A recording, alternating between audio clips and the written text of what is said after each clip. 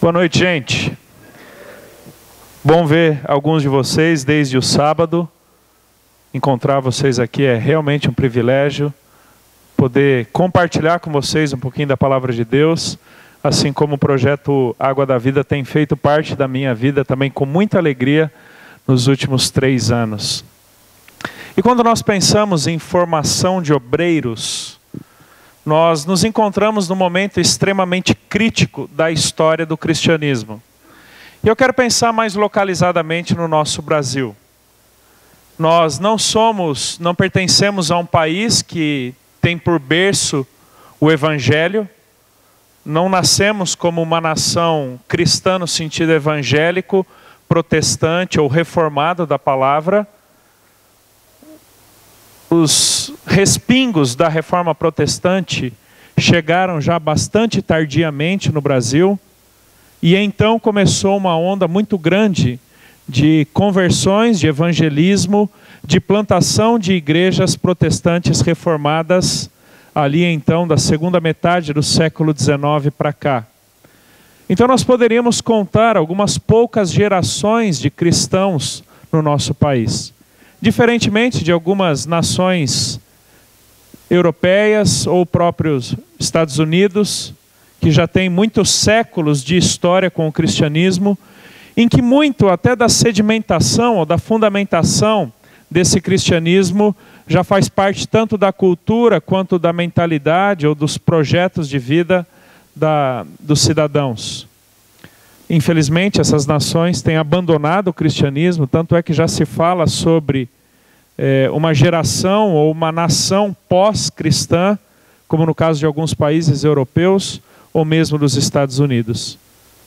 E no caso do nosso país, da década de 90 para cá, houve um boom muito grande no surgimento dos evangélicos, né? O movimento gospel, o movimento evangélico, que cresceu assustadoramente o número dos seus adeptos, e então nós vimos o surgimento de muitas igrejas, e muitas pessoas liderando essas igrejas, ou servindo essas igrejas, absolutamente sem qualquer preparo, sem qualquer capacidade ou sem qualquer condição. Não é meu propósito discutir tanto as razões disso, mas algumas delas foram a necessidade urgente ou imediata de ter alguém ministrando, ter alguém ensinando. Muitas vezes até por interesse espúrio ou errado em querer dominar a comunidade. E uma pequenina parcela, fruto de uma consciência, de um direcionamento divino e, portanto, fruto de uma capacitação ou um preparo formal para o exercício ali do ministério, o exercício da obra de Deus no contexto da igreja local. Uma estatística muito recente, agora de 2014 e 2015, feito por uma instituição norte-americana que trabalha com a capacitação de líderes cristãos mundo afora, dirigida por Ramesh Richards. Ele é professor do Seminário Teológico de Dallas. Ele é um indiano radicado nos Estados Unidos, alguém de uma influência muito grande na formação de líderes no mundo. Segundo a estatística do instituto dirigido por Ramesh Richards, algo em torno de 95% das igrejas no mundo são pastoreadas ou são conduzidas ou lideradas por pessoas que não passaram por um processo formal de capacitação teológica. Talvez alguns chamariam esses de leigos. De novo, muitas são as razões, mas eu diria que no contexto do Brasil nós não nos encontramos muito distantes dessa realidade.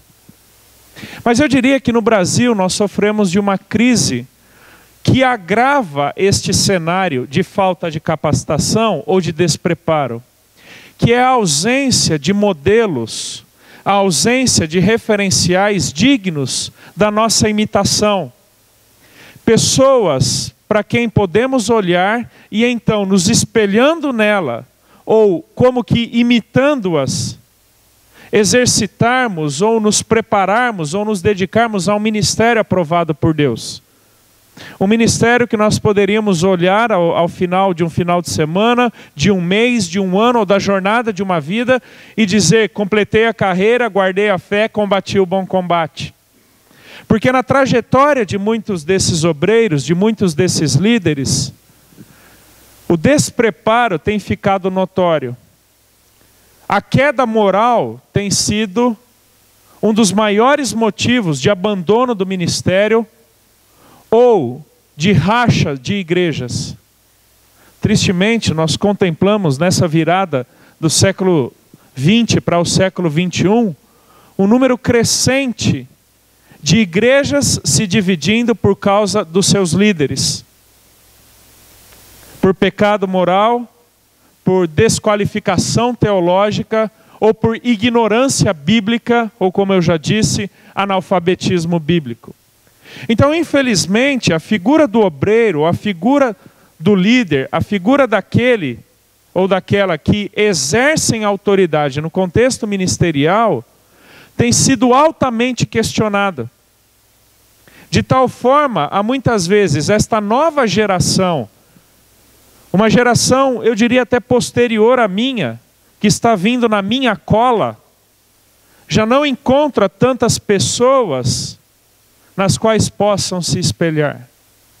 E dois motivos têm sido identificados como os principais agravantes dessa crise da ausência de modelos ou referenciais. Primeiro agravante, falta de embasamento ou conhecimento doutrinário. São pessoas que não conhecem a Escritura, são pessoas que não conhecem a boa teologia e, portanto, são incapazes de preparar ou de ensinar, de conduzir suas comunidades ao Evangelho. Nem todo mundo que abre a Bíblia está necessariamente pregando a Bíblia. O método hermenêutico padrão no Brasil é o chamado método alegórico, em que a Escritura Sagrada ou o texto bíblico é simplesmente um trampolim ou uma plataforma a partir da qual o indivíduo desenvolve as suas próprias ideias, atribuindo sentidos ou significados estranhos à Escritura. É o pitaqueiro teológico, é o indivíduo que acha as coisas. Parênteses. Cuidado com a música evangélica que você escuta ou que você canta. É mais fácil você decorar uma música de 4, 5, 6 estrofes do que um salmo de 10 versículos. Até porque a capacidade da música é imensa para nos fazer absorver o conteúdo de uma letra ou até a memorização da letra. Hoje, a maior propagadora de péssima teologia no Brasil chama-se música evangélica brasileira. Gente teologicamente despreparada, era um indivíduo que tocava numa banda famosa, se converteu e já se acha então agora direcionado por Deus para compor um monte de baboseira, um monte de lixo teológico, e as pessoas cantam aquilo como verdade de Deus só porque cita um ou outro elemento da teologia. Então a falta de fundamentação teológica tem criado uma geração de cristãos anêmicos, raquíticos, em termos de cosmovisão, míopes, porque não tem fundamento teológico. E o segundo agravante da crise de ausência de modelos ou referenciais bíblicos é a queda ou a desqualificação moral. Onde pessoas, independente do pecado, a minha questão aqui não é enumerar ou pontuar um ou outro pecado, mas é a desqualificação do líder, a perda da sua autoridade, a perda da sua credibilidade. E deixa eu dizer uma coisa para vocês que são líderes, para vocês que são obreiros. O que te qualifica para o ministério não é a ideia que você tem do ministério, mas a credibilidade que você goza por causa do seu testemunho cristão de acordo com a Escritura Sagrada. Ninguém se auto-intitula qualificado por Deus. Pelo contrário, ele é qualificado porque ele está de acordo com os pré-requisitos ou ele está de acordo com as prescrições bíblicas. Mas preste atenção na bagunça do nosso país. A hierarquização da autoridade eclesiástica leva alguns indivíduos a se autodenominarem apóstolos. Tem até o pai apóstolo, que é o pai dos apóstolos. Tem o arcanjo. Daqui a pouco alguém vai querer colocar a quarta pessoa na trindade aí. A aberração é grande. De novo, a qualificação para o ministério não é algo que você põe para você mesmo, mas é algo que a Escritura atribui, dada a conformidade da vida do líder com os princípios bíblicos. Então esses dois elementos, eles são centrais na credibilidade ou na sustentação da figura do obreiro, da figura do líder. E permitam-me exemplificar para vocês, conseguem me escutar aí atrás? Permitam-me exemplificar da seguinte forma. Imagine que essa minha mão esquerda, que está aqui embaixo, ela represente todo o fundamento doutrinário ou teológico que o indivíduo tem. E a minha mão direita, que agora vem por cima, é a sua qualificação moral. Eu poderia inverter, poderia colocar a direita embaixo. À medida que esses dois elementos, doutrina e caráter, ou doutrina e piedade, caminham conjuntamente, há uma substância ou há uma preservação tanto da vida do líder quanto do ministro, do obreiro. Mas à medida que um desses elementos falta, à medida que um desses elementos é deficiente, a ruína desse indivíduo, a ruína do ministério se tornam inevitáveis. Mas sabe qual é o problema? É que muitas vezes, em termos ministeriais, pessoas têm alcançado resultados impressionantes. Números magníficos de pessoas que frequentam suas reuniões ou cultos, de livros ou artigos publicados, de quantos likes tem ou curtidas ali no Facebook, ou quantas visualizações no YouTube. Então nós temos hoje muitas pessoas no nosso Brasil com grandes realizações, mas que pela falta do caráter, é questão de tempo para que se tornem verdadeiros desastres. Porque o que sustenta ministério, e nós veremos isso em 1 Timóteo capítulo 4, verso 6, você pode abrir sua Bíblia para esse texto. O que sustenta a vida do obreiro, que demonstra a sua qualificação diante de Deus, é a doutrina e a piedade. Eu quero chamar isso de o binômio do bom ministro de Cristo. Na verdade, essa ideia não é minha, é do apóstolo Paulo. Porque foi exatamente nesses termos que ele definiu o bom ministro de Cristo. 1 Timóteo capítulo 4, verso 6. Eu lerei apenas até o verso 8. Expondo estas coisas aos irmãos, serás bom ministro de Cristo Jesus, alimentado com as palavras da fé e da boa doutrina que tens seguido. Mas rejeita as fábulas profanas e de velhas caducas. Exercita-te pessoalmente na piedade. Pois o exercício físico para pouco é proveitoso, mas a piedade para tudo é proveitosa, porque tem a promessa da vida que agora é e da que há de ser. Timóteo é um jovem, como você pode ver na sequência aí do capítulo 4, verso 12, quando Paulo diz: ninguém despreze a tua mocidade. É um jovem pastor, um jovem obreiro, deixado pelo próprio apóstolo Paulo na igreja de Éfeso, incumbido por Paulo para o pastoreio daquela igreja que já começava a sofrer com algumas infiltrações de más teologias ou de hereges.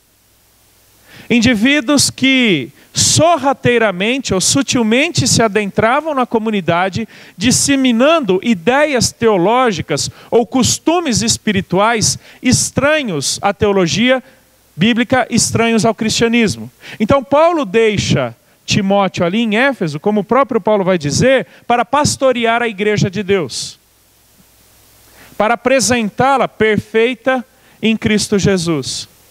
E o grande tema de 1ª e 2ª Timóteo é o tema da virtude, o caráter aprovado. O indivíduo que é virtuoso diante de Deus, porque ele é aprovado no seu caráter, na sua conduta, nos seus pensamentos. A família dele é transformada pela graça. Os relacionamentos dele foram transformados pelo Evangelho. É um indivíduo que, embora tendo um passado manchado pelo pecado, foi lavado pelo sangue de Cristo. São 2 cartas que expressam muito do coração de Paulo, ou da devoção, do amor que ele tem, tanto pela igreja local, quanto pelo ministério pastoral. Então, de alguma forma, Paulo se vale dessas 2 cartas para qualificar melhor Timóteo, bem como tantos outros líderes que surgiriam nas comunidades cristãs ali no entorno de Éfeso. E no início do capítulo 4, se você voltar um pouquinho para o verso 1, é aquele conhecido texto em que Paulo diz que o Espírito Santo afirma expressamente que nos últimos tempos alguns apostatarão da fé. E aí vem aquela lista de atitudes ou comportamentos de, preste atenção, cristãos dentro da igreja que se afeiçoarão mais ao mundo, se deixarão levar mais por causa da coceira no ouvido, por qualquer vento de doutrina, do que propriamente cristãos maduros ou genuínos que permanecerão inabaláveis ou sustentáveis na boa doutrina de Cristo.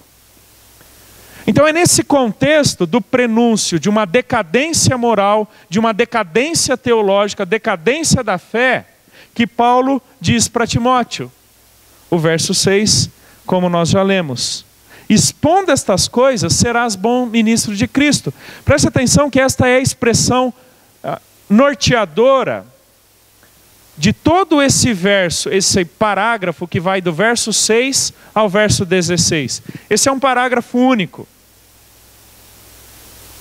O bom ministro de Cristo, 2 pontos. E Paulo então enumera as qualificações. E as 2 fundamentais que dão sustância a todas as outras são exatamente estas. É um indivíduo que é alimentado com as palavras da fé. Que bom ministro é esse? É interessante que a expressão bom não é um indivíduo que tem boa performance apenas. Não é um indivíduo que é bom de palco ou microfone, como alguns diriam nos nossos dias. É bom no sentido de qualidade essencial, aquilo que esse indivíduo é dentro dele mesmo, no seu coração, na sua mente, na sua devoção a Deus. O termo grego aí empregado, utilizado, é bom em termos morais, é bom em termos de aprovação da parte do próprio Cristo. Eu diria para vocês que aqui já está um desafio para nós, porque nós invertemos a conceituação bíblica do que é ser bom ministro de Cristo. Nos dias de hoje foi-se estabelecido, ou estabeleceu-se aí uma série de índices de qualidade ou de características do indivíduo que serve para servir a Deus. Boa parte desses índices ou dessas qualidades simplesmente não se sustentam biblicamente. É um indivíduo que tem carisma, mas não tem caráter. Tem lábia, mas não tem doutrina. É povão, mas não se ajoelha em oração. O bom ministro de Cristo é aquele que entende, primeiramente, que a autoridade do seu ministério repousa em Cristo, porque como o Senhor Jesus diz em Mateus 28, verso 18, toda autoridade me foi dada, portanto vão e façam discípulos. Nós condicionamos a leitura da grande comissão apenas no verso 19 e 20 de Mateus 28. Quando na verdade nós deveríamos começar no 18. toda autoridade me foi dada no céu e na terra. Portanto, vão por todo mundo. Queridos, a autoridade do ministério repousa em Cristo, não em nós mesmos. O chamamento para o ministério não passa por interesses pessoais, senão por interesses do próprio Cristo. Aquele que tem autoridade em si mesmo, retém ou detém absolutamente todo o governo sobre tudo e todos. Ele define aqueles que virão a ser os seus bons ministros. Nós somos representantes dele, não de nós mesmos. Nós somos dispenseiros da graça dele, não de nossas denominações ou de nossas teologias reduzidas a um ismo, seja lá que ismo for. O bom ministro de Cristo, ele é nutrido pela boa palavra ou pelas palavras da fé. Essa expressão nutrido ou alimentado, dependendo da tradução que você está usando, ela era usada no contexto da nutrição infantil. Quando a mãe provia aos filhos, aos bebês, às crianças, todos os nutrientes que aquela criança precisava para um crescimento saudável. É interessante que no contexto bíblico, tanto de 1 Coríntios 3, Hebreus capítulo 5 e aqui 1 Timóteo 4, o cristão ele é constantemente desafiado ao alimentar-se da Escritura Sagrada. Palavras da fé aqui entenda como Bíblia, tá bom? A expressão fé no Novo Testamento tem 3 significados principais. Fé salvífica, é aquilo que Paulo fala em Efésios capítulo 2, que nós fomos salvos mediante a fé ou por meio da fé. A fé é o meio pelo qual Deus nos leva à compreensão do nosso pecado e da graça salvadora em Cristo Jesus. É por meio da fé que nós entendemos quem nós somos sem Cristo, o que Ele fez por nós, então nós nos encontramos com Ele aos pés da cruz. Nós somos salvos por meio da fé. A palavra fé também tem o sentido de uma virtude, como Hebreus 11, verso 6 vai nos dizer, sem fé é impossível agradar a Deus. Portanto, aquele que se aproxima de Deus deve crer que Ele existe e se torna galardoador daqueles que o buscam. Fé no sentido daquilo que me faz, me faz crer, depender ou confiar em Deus. Que estabelece um relacionamento ou uma comunhão com aquele de quem minha vida depende totalmente. É por isso que nós devemos crescer de fé em fé. Não é porque nós vamos ser salvos novamente, ou devemos nos converter novamente, mas porque a nossa dependência, a nossa crença, a nossa confiança em Deus, na palavra de Deus, devem crescer momento após momento, degrau após degrau nas nossas vidas. E o terceiro sentido da palavra fé no Novo Testamento é conjunto de doutrinas. Filipenses 1, a fé do Evangelho.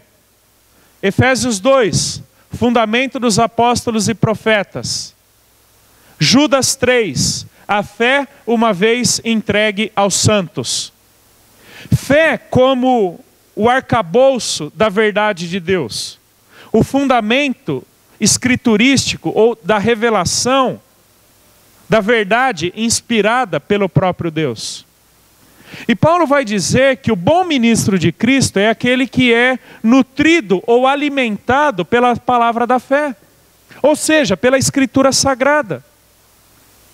Queridos, qual a importância disso para as nossas vidas, em termos ministeriais, em termos pessoais, em termos teológicos? Você não consegue ministrar a outros aquilo que você primeiramente não foi ministrado. Você não consegue levar pessoas a um ponto em que você primeiramente não tenha chegado. Você não pode dar aquilo que você não tem. E a essência do ministério cristão é justamente o ensino da palavra de Deus. O que é pregar, ensinar, aconselhar, evangelizar, discipular? São palavras distintas ou que têm o mesmo princípio, o princípio do ensino. Você não consegue ensinar pessoas se você primeiramente não foi ensinado. Mas eu diria que esse é um dos grandes problemas que nós enfrentamos hoje na liderança da igreja evangélica brasileira. É uma liderança normalmente pronta a falar, indisposta a aprender. Se as pessoas se dispusessem a aprender a Escritura, na mesma proporção que se veem desafiadas a dar pitacos sobre o que Deus deveria fazer na vida delas, nós teríamos uma igreja muito mais submissa a Deus do que pedindo que não deveria em oração. Alimentado das palavras da fé, é um indivíduo dedicado à Escritura Sagrada, ao seu aprendizado, à sua meditação. É por isso que Paulo vai dizer diversas vezes, medita nestas coisas. Fique ruminando. Queridos, é Salmo 1. O indivíduo que não se assenta na roda dos escarnecedores, o indivíduo que não anda no caminho da perversidade, é aquele que tem o seu prazer na lei de Deus e nela medita dia e noite. Agora, eu vejo que para nós que ministramos no contexto da igreja, isso é um grande problema, porque nós frequentemente nos sentimos tentados. Eu vou abrir meu coração aqui, eu luto com isso. Nós nos sentimos tentados a estudar a Escritura para ensinar a outros apenas. É como se nós pulássemos a etapa da Escritura ministrar em nossos corações antes de ministrarmos a outros. Como Leclerc falou, eu dirijo um seminário bíblico Palavra da Vida, e eu tenho um grupo de 5 homens que coordenam os cursos do SBPV, e eu então lidero esse grupo ali como reitor do SBPV. Nós tivemos agora, essa semana que passou, a nossa reunião abrindo esse ano de 2016. E eu compartilhei com eles um texto bíblico falando que nós não podemos ser apenas profissionais da sala de aula. Que nós não devemos nos preocupar apenas em estudar a Bíblia para ensinar a outros. Porque o nosso desafio primário é que essa palavra nos transforme de tal forma, nos alimente de tal forma, que nós tenhamos o que compartilhar com outros. Não apenas palavras ou conceitos teológicos, mas vidas transformadas pela boa teologia. Esse é o desafio que nós temos.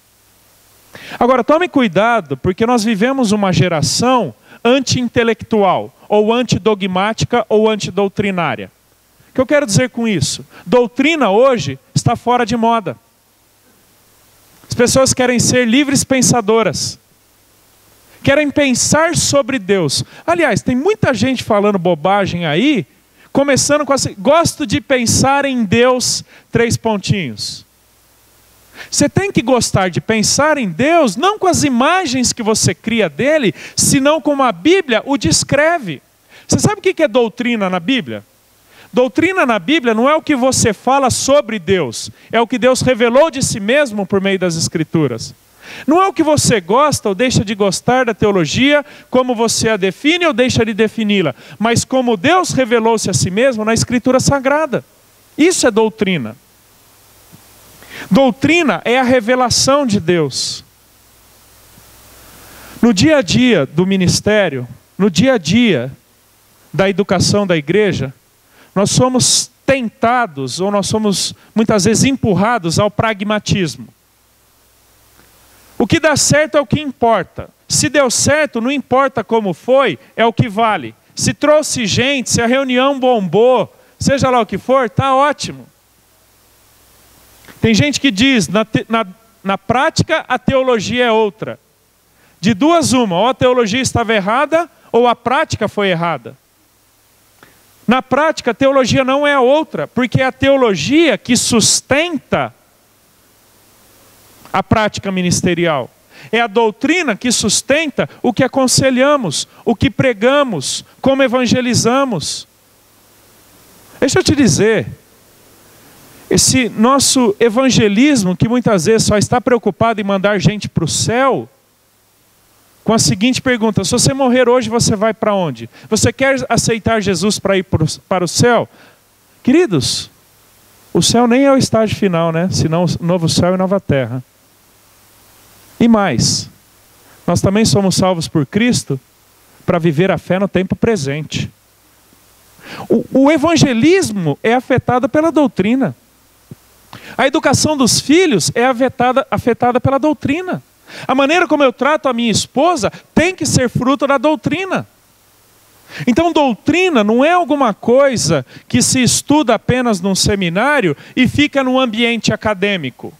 Mas doutrina é aquilo que pauta todo o nosso pensamento sobre Deus e, portanto, reverbera ou respinga sobre absolutamente tudo na minha vida. É por isso que Paulo vai dizer para Timóteo: o bom ministro de Cristo é alguém alimentado com a boa palavra da fé. Entenda, com a boa doutrina. O pragmatismo ministerial nos leva muitas vezes a ler apenas livros que vendem muito, mas que não têm substância teológica. Livros devocionais que mais inflam o coração de nada do que um livro de teologia sistemática que faz pensar corretamente. Agora, não estou dizendo que você vai ter que começar a ler todo dia 10 páginas de uma teologia sistemática.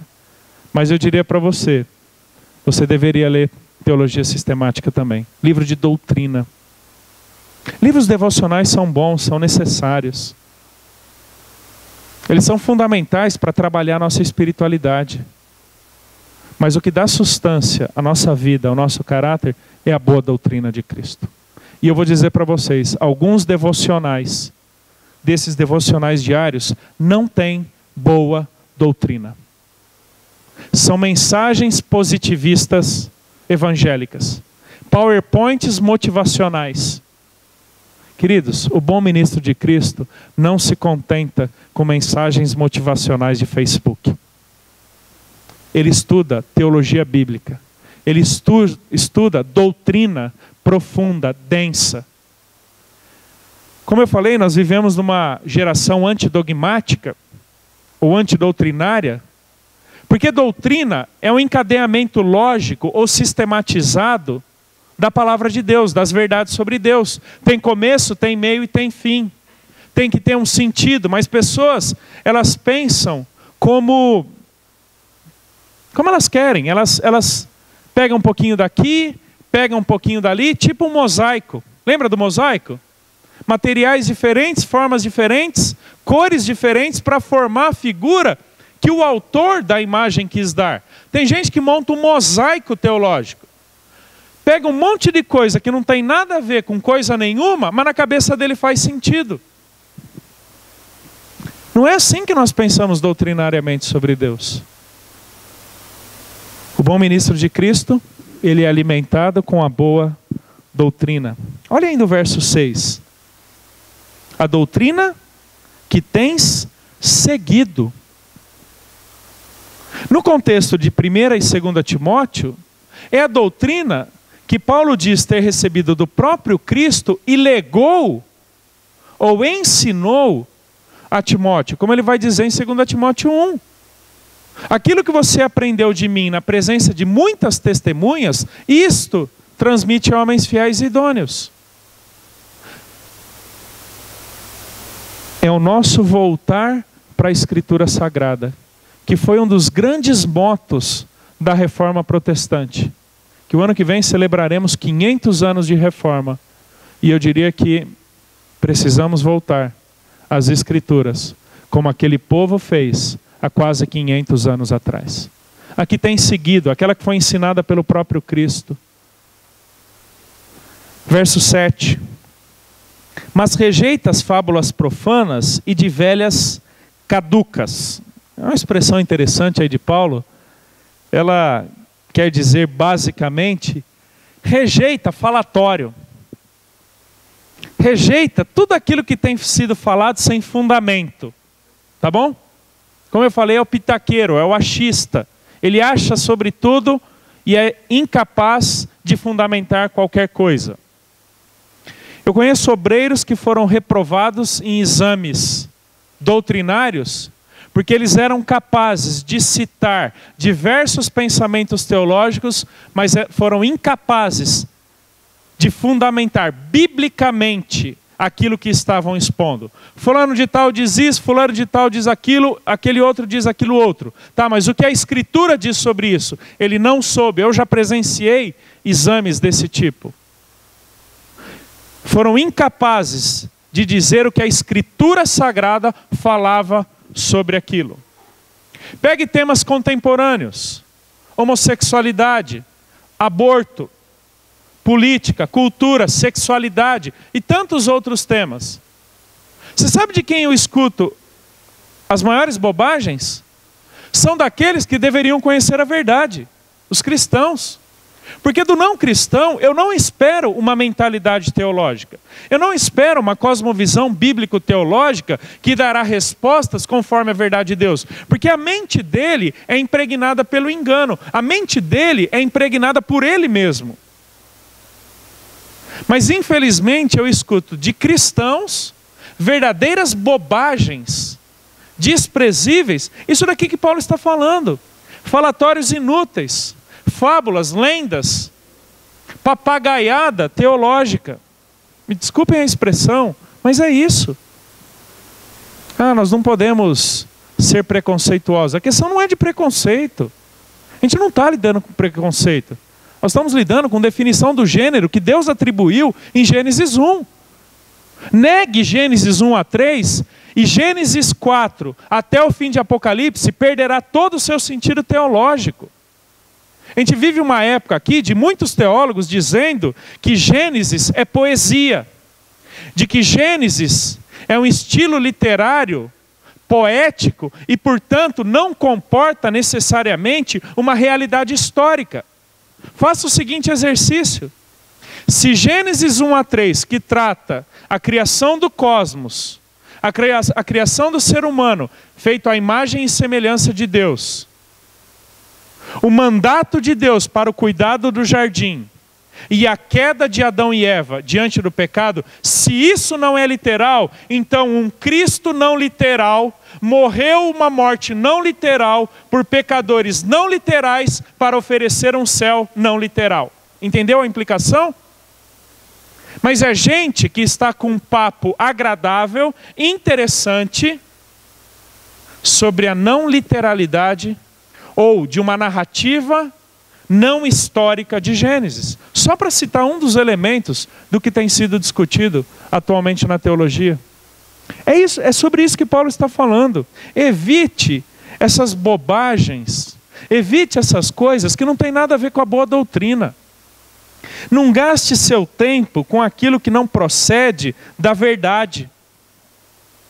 Não dedique-se àquilo que não passa pelo crivo da Escritura. E eu diria para vocês, especialmente vocês universitários, todos nós, mas eu diria vocês mais especialmente, tem um desafio imenso, que é submeter tudo aquilo que vocês têm escutado ao crivo da Escritura.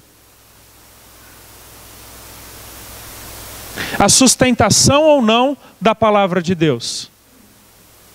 Porque muito daquilo que é falado no ambiente universitário tem uma suposta erudição, tem um pseudo-racionalismo,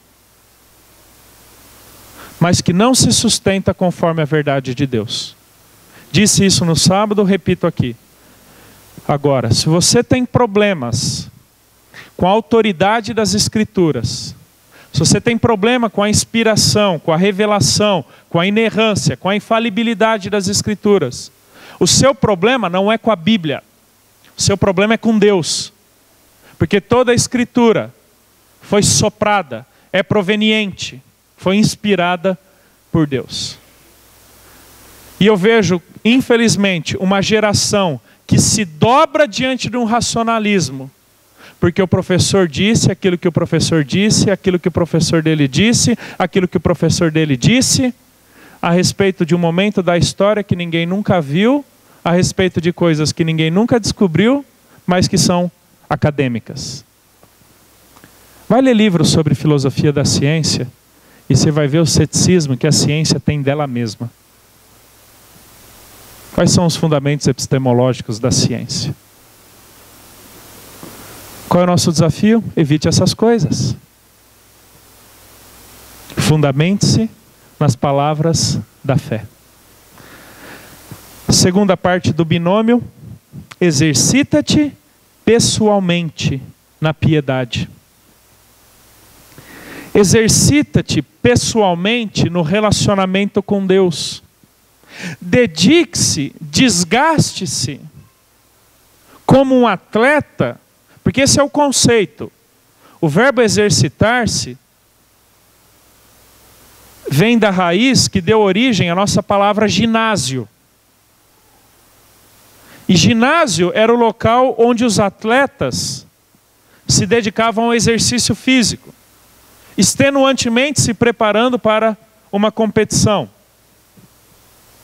praticando exercícios, controlando a alimentação, aperfeiçoando técnica, aperfeiçoando liberdade, porque tinham que estar prontos para o momento da competição. É exatamente esse o verbo que Paulo toma e diz: dedique-se muito. Como um atleta para um objetivo de competição, dedique-se você para a piedade. Agora, o que é piedade? No nosso imaginário evangélico, piedoso é normalmente, talvez vocês concordarão comigo, é normalmente uma pessoa bem mais velha, normalmente quieta, que não fala muito, e transparece piedade. Tá? Nós normalmente atrelamos o piedoso a alguém bem mais velho. Não necessariamente. Porque piedade não tem a ver com idade, mas tem a ver com maturidade. Porque esse Timóteo, ele era jovem, mas deveria dedicar-se à piedade. Piedade, queridos, não é aquilo que nós fazemos para Deus. Piedade é como vivemos diante de Deus. Piedade não é o conjunto das nossas ações ministeriais para Deus. Não implica em quantas vezes, ou não é definida, melhor dizendo, por quantas vezes você vem à igreja ou por quantos ministérios você lidera, mas por como você vive diante de Deus até quando não tem ninguém vendo. Isso é caráter. Caráter não é o que as pessoas veem acima do nível do mar. Caráter é aquilo que te sustenta abaixo do nível do mar, como por exemplo, uma ótima ilustração, a do iceberg. Você talvez vê a ponta ali do iceberg, 10, 15, 20, 30, 50 metros de altura. Quando você olha abaixo da água, você vê talvez até quilômetros de profundidade para sustentar o que está acima da superfície. Por que é que muitos líderes, muitos obreiros têm sido desqualificados ou têm caído no ministério? Porque aquilo que os sustenta abaixo da percepção das pessoas é tão raso que não tem condições de sustentar toda a pompa ou toda a imagem que transmite para as pessoas. De novo, caráter não é aquilo que você faz para Deus, mas como você vive diante dele ou com ele. Uma das expressões que os reformadores cunharam e foi muito desenvolvida pelos puritanos foi a expressão corandeu. Corandeu quer dizer literalmente diante da face de Deus. Aquilo que caracterizou a vida do rei Ezequias, lá em 1 Crônicas, capítulo 31, verso 20. Ezequias fez o que era bom e certo, porque ele fez tudo isso diante do seu Deus. O termo hebraico, empregado ali pelo autor de Crônicas, quer dizer literalmente, diante da face do seu Deus, corandeu. Corandeu, queridos, é quando nós entendemos que nós estamos invariavelmente diante da face de Deus. Não apenas quando adentramos na igreja enquanto salão, mas quando estamos dirigindo o nosso carro, navegando nossa internet, no secreto da nossa vida, cozinhando, batendo papo com alguém, trabalhando, fazendo uma prova, não interessa. Isso é piedade. Piedade, o termo, existem dois termos gregos, eusebeia e treskeia, são termos que dizem para nós o seguinte: é a virtude, ou é o seu temor, a sua reverência ou respeito diante de Deus. Então, piedade é uma vida reverente, respeitosa, em termos muito práticos, muito simples, que leva Deus a sério. Que muito antes de estar preocupado com que Deus faça algo por intermédio do indivíduo, está preocupado em que Deus faça algo no indivíduo. Isso é piedade. E queridos, para muitos, doutrina e piedade, teologia e caráter são opostos. Esqueça isso. A doutrina não mata a piedade, a doutrina fundamenta a piedade, porque você não se relaciona com quem você não conhece. Pessoas se relacionam erroneamente com Deus porque conhecem a Deus erroneamente, não conhecem conforme a boa doutrina.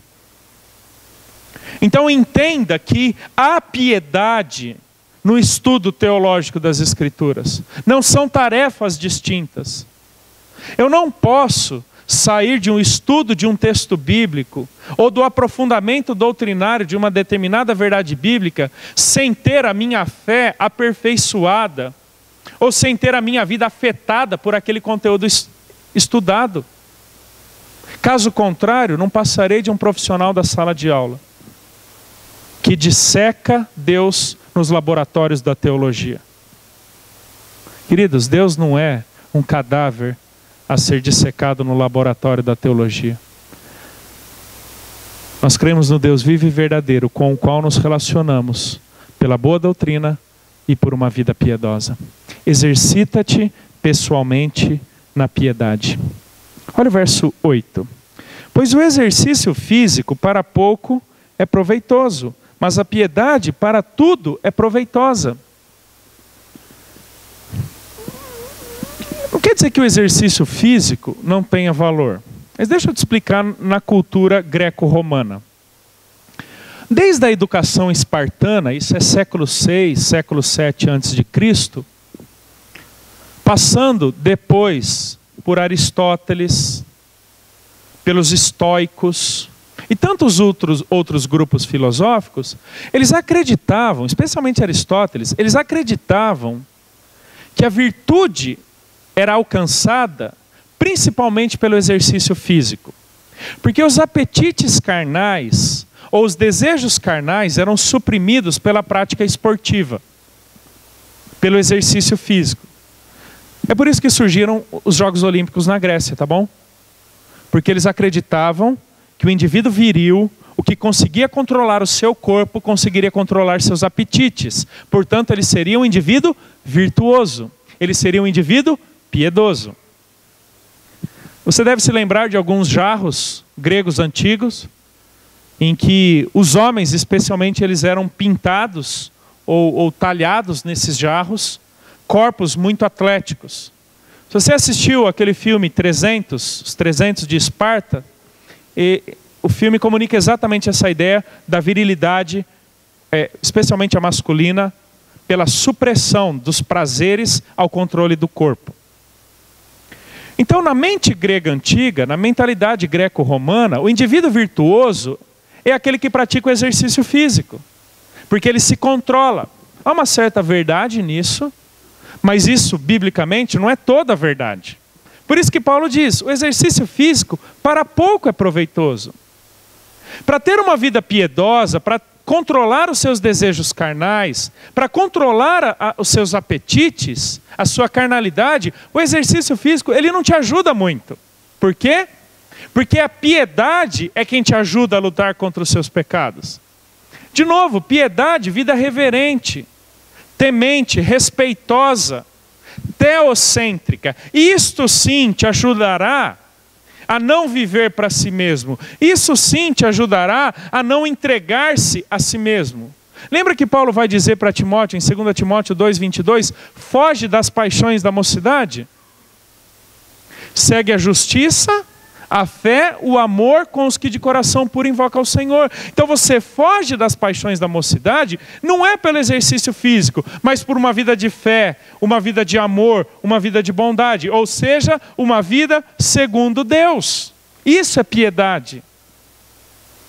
Queridos, nós precisamos cultivar uma espiritualidade que considera Deus não como alguém que está aqui apenas para satisfazer meus desejos ou meus interesses, mas alguém com quem eu devo me relacionar. Ele é uma pessoa, ele não é uma coisa. Ele é alguém, não algo. Isso é piedade. Exercita-te pessoalmente na piedade, porque essa piedade para tudo é proveitosa. Exatamente a mesma palavra usada por Paulo em 2 Timóteo 3,16. Toda a escritura é inspirada por Deus e útil, proveitosa. Mesma palavra grega. Porque a palavra, ela comunica a ideia, ou ela significa utilidade em termos de suficiência, em termos de suprimento de tudo aquilo que é necessário para o completamento ou atingir de algo.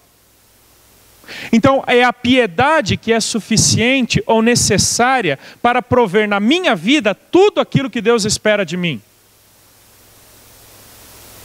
Tá bom?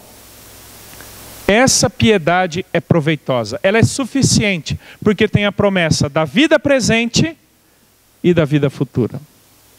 Por que da vida futura? Porque a nossa vida futura é definida pela maneira como vivemos diante de Deus.